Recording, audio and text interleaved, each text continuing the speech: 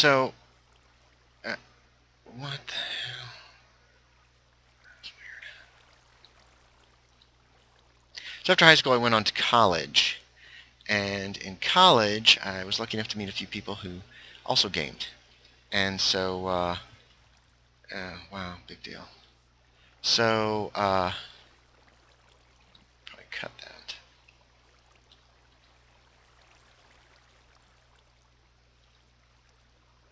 So in college, I got lucky enough to run into people who also played.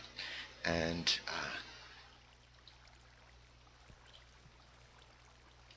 ran a game there, too, because I'm a pretty decent game master, and generally running is what I end up doing. And that's fine. I mean, it's not ideal. Sometimes I prefer to play, but I found that I'm better as a GM than I am as a player anyway, so that's outside the story. Had some people in college. I ran a few times for them. Then I was ousted as the GM. I had decided that if you people that don't play tabletop are not going to probably get this, but I decided damn it. In a combat situation, if two people are fighting in melee, which is sword to sword, and you shoot into combat, I made a decision that I would make a roll, and if I rolled an 18 or 19 or a 20, no. If you fired into combat and you missed, damn it. There we go. If you fired into combat and you missed, then I would make a roll, and if I rolled an 18 or 19 or a 20, you hit your friend. Chances weren't good that you were going to hit your friend, but they were there. I thought that was fair. Firing arrows where two people are, running around in circles trying to stab each other and the like is not a good idea. And I wanted to push home the fact that, combat is deadly and dangerous, and if you do it wrong, you're going to hurt people, including people that you know. Well, my players did not like that at all, and we had a long discussion about it, and I listened to their complaints, and in the end, I did what I was supposed to do as a GM, and I made a decision. And my decision favored me, and basically said, look, we're going to keep it this way. This is not that big of a deal. There's not that huge of a chance that you're going to hit your own party members, but if you fire into melee, there's a chance, and I'm going to keep it. People were not pleased at this. And so one of my friends approached me and says, people have decided they don't want you to run anymore. And I was like, oh, well, okay, whatever. So I stopped running, and my replacements were awful, and we played irregularly at best. I mean, one time, one guy had us go up against a frickin' ancient red dragon, and had some god give us a bunch of MacGuffin gifts in order so that we would win. And I thought that was pretty lame. And I thought it was lame because it was. Anyway, so we played a little bit more. Now, in college, I also kind of got away from D&D. I had gotten Call of Cthulhu, but I really was unsure how to make the game work. And I wish now that I had played more. I'm a big H.P. Lovecraft fan. He is an incredible writer.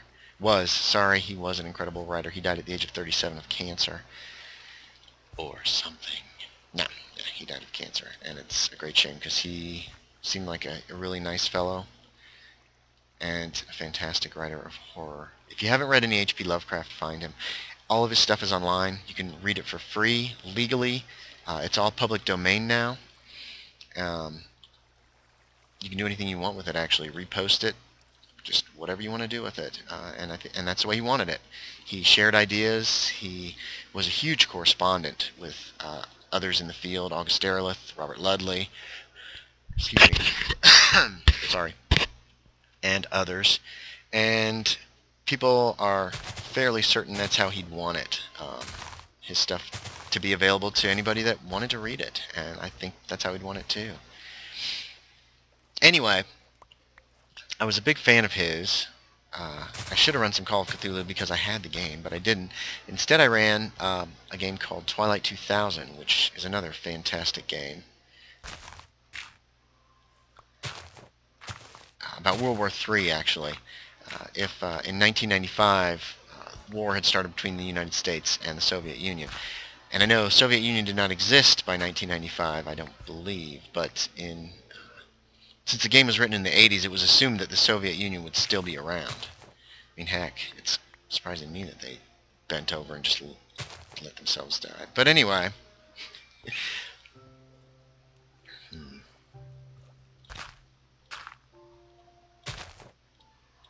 There we go. Just widening this a little bit. It's super narrow here, but it's straight, so I don't think that's an issue. So I ran some of that.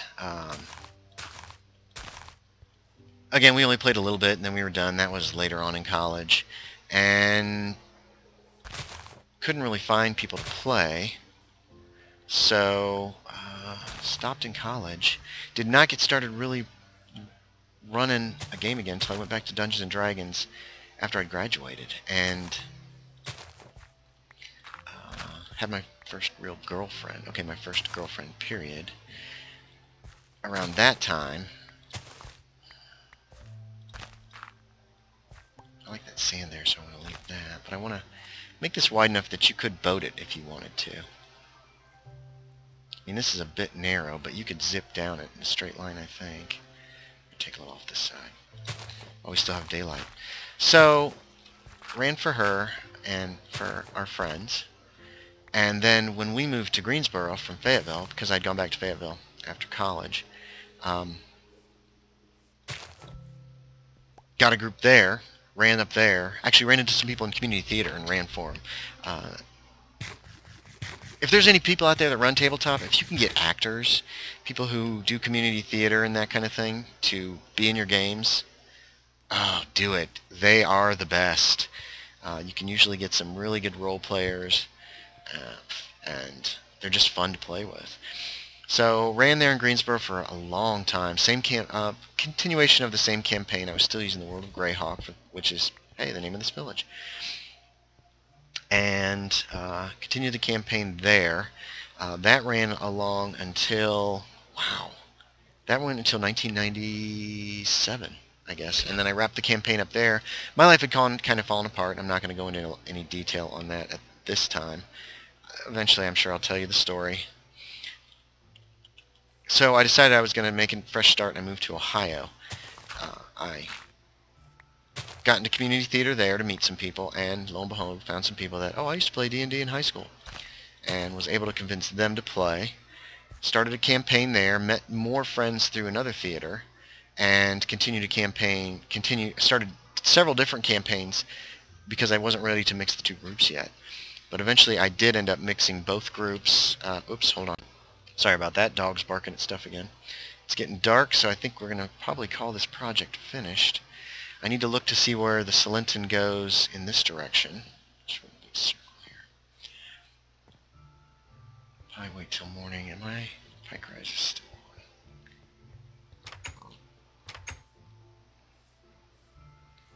Don't know. I have no idea how long I've been recording. I really need to get on the ball with the stupid timer. Anyway, that ended up lasting for 10 years until my... It's a little narrow here. Just widen this out a little bit. Until my life fell apart again, and then came back together. And then I moved to North Carolina. I haven't had a steady campaign since. In Ohio, I started to... okay, that looks neat. Not neat. That looks neat. Oh, here's one of the gates that I put in. Doesn't go anywhere. In Ohio, I started running different games. I started doing reviews for Knights of the Dinner Table magazine, so I was trying out a bunch of new, well, old, out-of-print games. Also, I'm going to take this dirt back with me, because we don't need this much dirt here. Raw pork does not go here. Hold on a sec. Stick it in here for now. So I started running a bunch of other games. I also started running Call of Cthulhu. Like I said, I'm not going to go into detail about how my life fell apart. It did fall apart again, and that kind of led to an end of the game.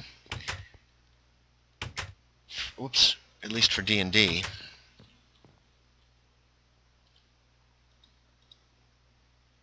Best of Rockport. What the heck? Okay, sorry. But I had started running Call of Cthulhu, and I really...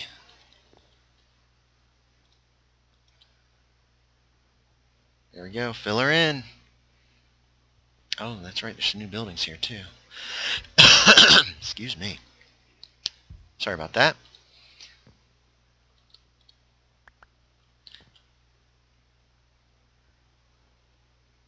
It's a little narrower than the other parts of the river, but, you know, it's man-made, so that's not surprising.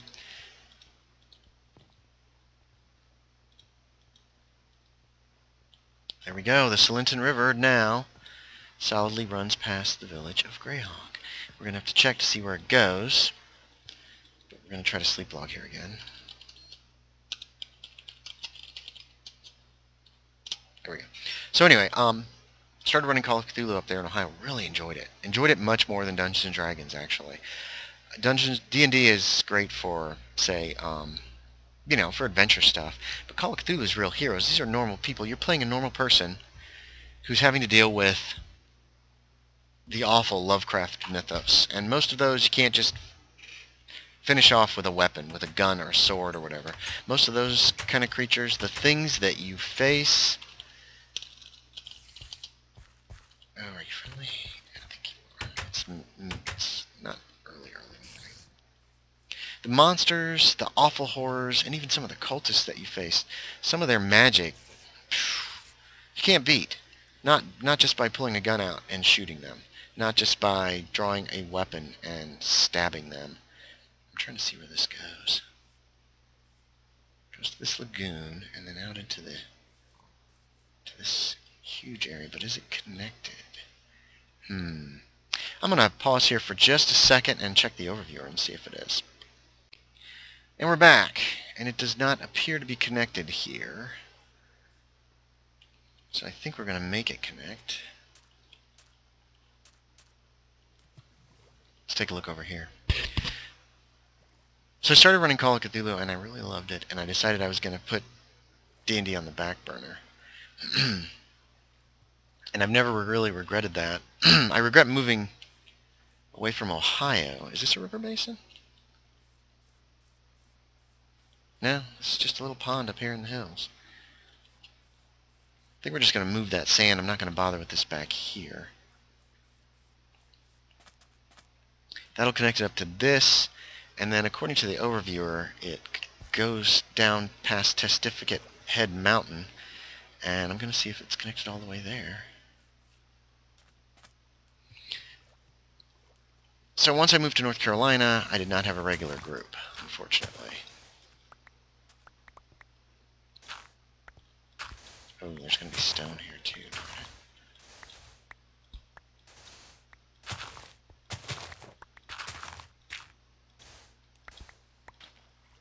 Oops. Oh my goodness.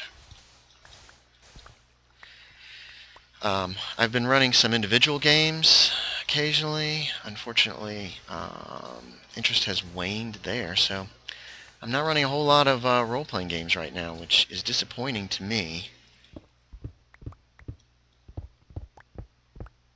I mean, Minecraft is a blast. I'm having fun. I'm enjoying making videos for y'all. Well, mainly for me.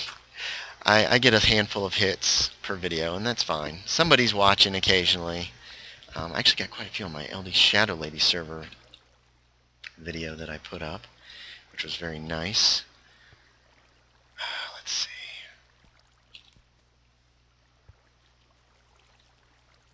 Yeah, we're going to have to fill these in. Let's just use some sand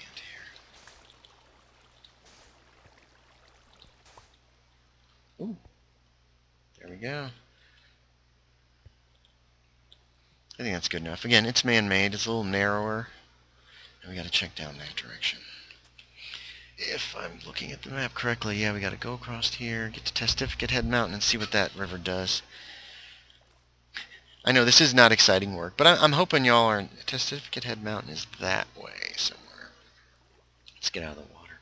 Oh, speaking of water, let's grab a little before we move on. Bucket's empty. Bam. I just like the idea of all of this connecting. All this river being river. So, where was I? I haven't done as much role playing because there's not many people nearby, and oops, come on. Can't tell if that goes anywhere or not. Oh, I like that island there. There's not a lot of people nearby that I know. I have to drive quite a ways if I want to run a game. Right now I'm also trying to run games in order to playtest them, which also interferes with any kind of a long-ranged campaign. But there's the history of it. I think this is still the Selintan River. There's how long I've been running games since 1979, and I've run several campaigns, each of which lasted several years, sometimes 9 or yeah. I'm gonna want to eventually connect this up. I think that's narrow. We're doing some scouting now, guys. Bear with me. I miss playing. I was very... One thing about being a game master, it's more than just running the games, it's also organizing them. There's Testificate Head. Mountain. This pulls this crap here, too. Here's some of the caves we've explored. Ah, dang. Dang it, Bobby. This looks like it's more work than I'm really going to want to do. We still got time. Yeah, and then it just kind of ends. So I'm probably not going to bother around this area. I mean, I don't know if that's natural, if that's somebody messing. I wanted it to be a good solid river past the village of Greyhawk. It's neat that it runs all the way down here, just about to Testificate Head Mountain. I might actually clear between there and here. I think there was a spot back here, and it didn't. Yeah, we'll go ahead and deal with this. And then we'll call this video good.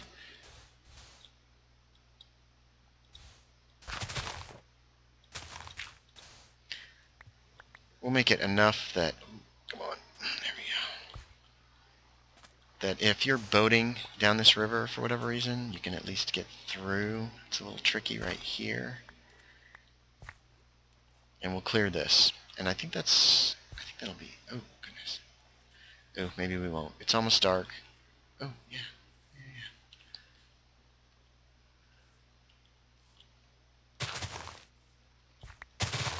Shouldn't take long. I'll have to spend the night in the Testificate Head. I think I put a bed up there.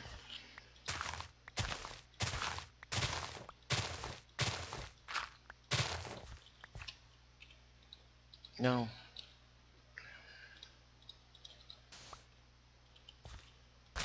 Oops, stopped talking. Sorry. So, that's my history of role-playing games. Woo! Well, history of my involvement with role-playing games. Dang it.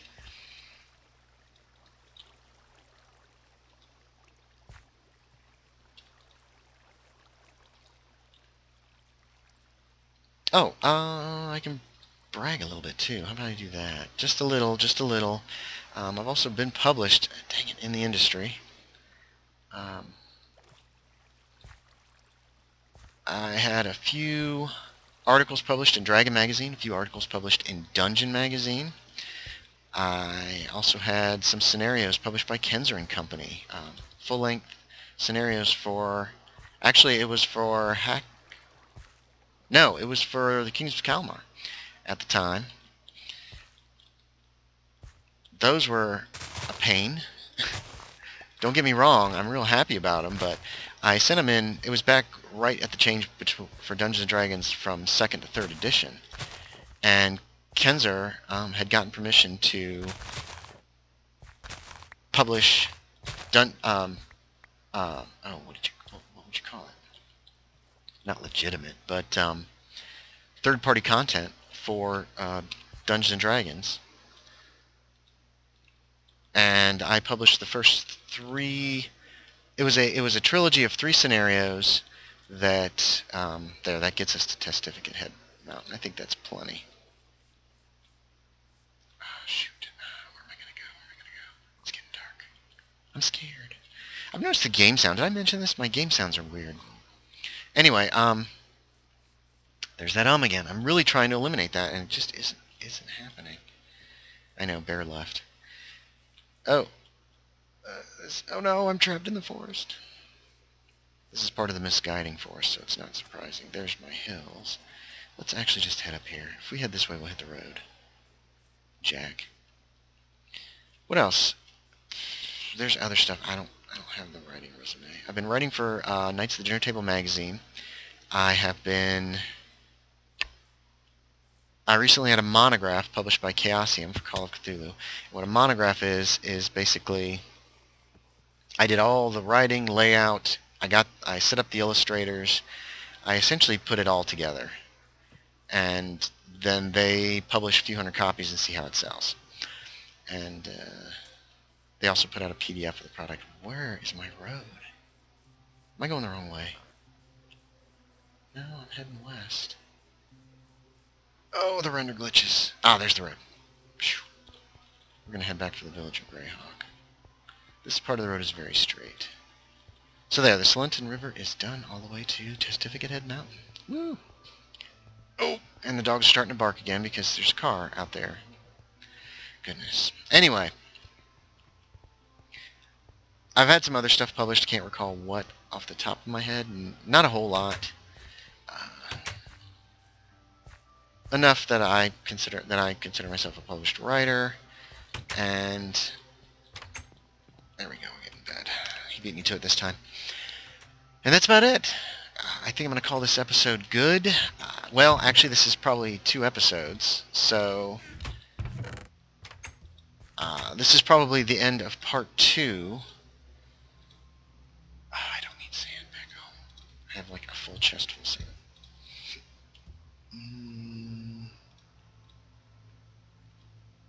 I'll take cobble, though. I've been kind of short on cobble. How much cobble's here? More than needs be.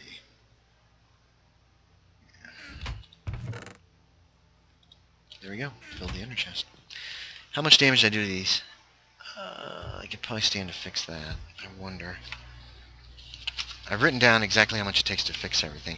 Ah, darn it. I'm trying to end the video. I'm sorry. So, it takes 20, so I'll have to hit the thingy first. There you have it. Selintan River's done.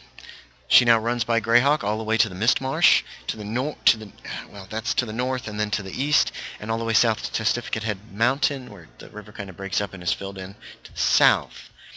But ta-da! Thanks again. Thanks everybody for watching and for listening. I hope this wasn't too boring for anybody. I'm trying to make use of the time that I've got in order to record, and I can scratch another thing off my little list. Anyway. Thanks for watching. I appreciate it. Like I said, this is probably 2 episodes, which I needed. I need 3, actually, so I don't know how I'm going to go about doing that, but we'll see. Digress. Thanks for watching. I appreciate it. As I've said for 3 times now. And, yeah, I guess that's about it. I will talk to y'all next time.